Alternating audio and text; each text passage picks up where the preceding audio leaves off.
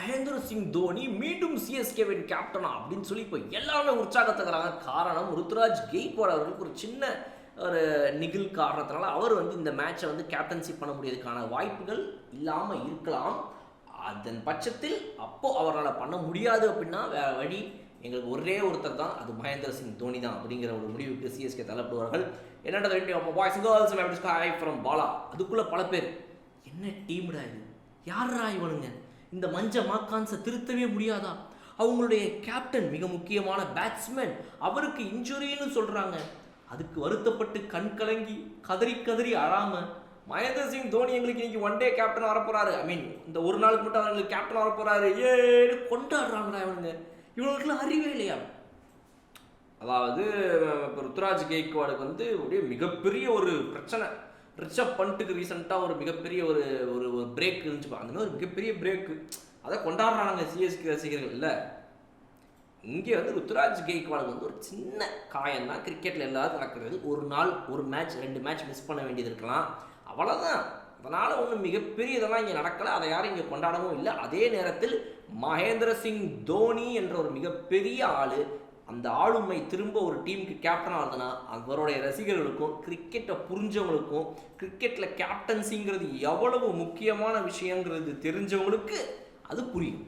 So Mahendra Singh தோனியுடைய captaincy மீண்டும் வருகிறது, தலைவன் மீண்டும் வருகிறான். தலைவனுடைய கேப்டன்சி எறால என்னென்ன வெற்றிகளெல்லாம் பார்த்துருக்கோன்றது நமக்கு தெரியும். பட் நிறைய பேர் இப்போ சொல்கிறது என்ன அப்படின்னா, சார் தோனியை நான் வந்து IPL 2023 ஃபைனலில் கப்படிச்ச கேப்டனாக பார்த்தது தான் சார் எனக்கு நல்லா பிடிச்சிருந்துச்சு, இதுக்கு மேலே எனக்கு அவரை கேப்டனாக திரும்ப பார்க்கறதுல எனக்கு விருப்பம் இல்லை.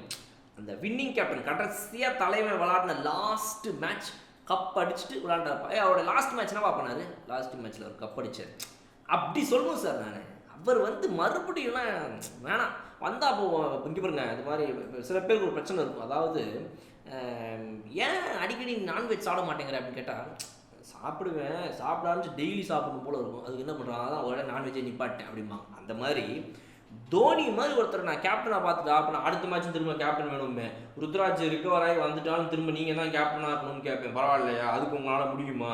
முடியாதுல்ல, அப்போ சும்மா சார் நீங்கள் சும்மா அது உங்கள் கேப்டன்சி ஆசையாக எங்களுக்கு காட்டிட்டு போகாதீங்க அப்படின்னு சில பேர். இன்னொரு பக்கம் பார்த்தீங்க அப்படின்னா, அப்போ அந்த ஒரு மேட்ச் திரும்ப அவருடைய கேப்டன்சி வந்துடும்ல, அது போதுண்டா எனக்கு அப்படின்னு செம்ம குஷியாகிறாங்க. இதில் ஒரு விஷயம் முக்கியமாக என்ன பேசப்படுது அப்படின்னா, மகேந்திர சிங் தோனியுடைய லாஸ்ட் மேட்ச் ஒருவேளை IPL இதுதான் மகேந்திர சிங் தோனியோடைய லாஸ்ட் மேட்சா? ஏன்னா அவர் வந்துட்டு நான் என்னுடைய கடைசி T20 மேட்ச் வந்துட்டு சிஎஸ்கேல சென்னையில் வச்சு விளையாடி முடிக்கணும்னு ஆசைப்பட்றேன்னு சொன்னார். அது இதுவாக இருக்குமோ, அதுக்காக தான் கேப்டன்சியை வாங்குறாரா?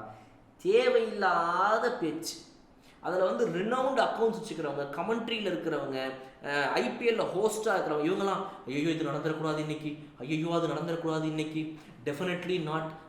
என்ன போய் பொழப்ப பாருங்க பாஸ், தயவு செய்து இந்த மாதிரிலாம் வந்து மகேந்திர சிங் தோனி ரிட்டையர் ஆகிடுவான்னு நினைக்காதீங்க, தவறு.